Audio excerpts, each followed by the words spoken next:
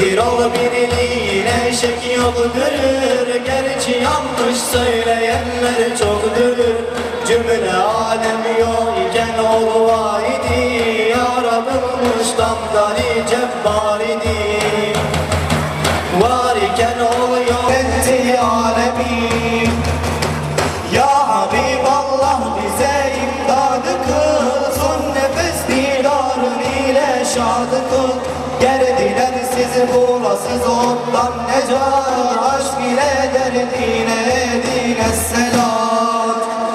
Esselat ve esselamu aleyke ya Resulallah.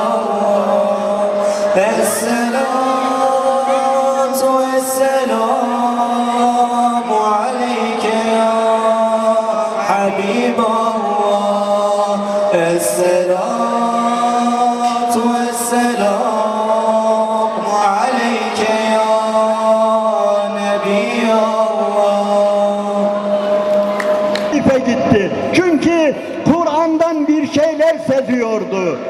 Allahu Teala ona bir başka şehirle, yani Mekke'nin dışında bir başka şehir, bu peygambere iman edecek. En yakını haritada bakıyor Taif. Taif'e gidiyor biliyorsunuz. Ve Taif'te başına gelenleri de biliyorsunuz. Taşlanmıştı.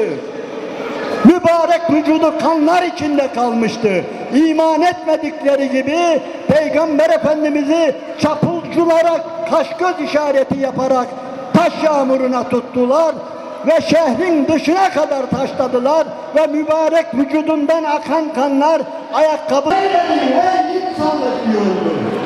Kardeşlerim, iyi dikkat edin. Peygamber Efendimiz'in geldiğinde öyle bir dünya vardı ki birisine senin kızın oldu, bir babaya senin kızın oldu denildiği zaman adamın suratı katran gibi olurdu. Mahkeme duvarı gibi olurdu. Öyle bir yüz karasıydı kız çocuğu. Eğer bir evde kız çocuğu dünyaya gelmişse erkeklerin yüzleri simsiyah oluyordu. Ayet öyle söylüyor.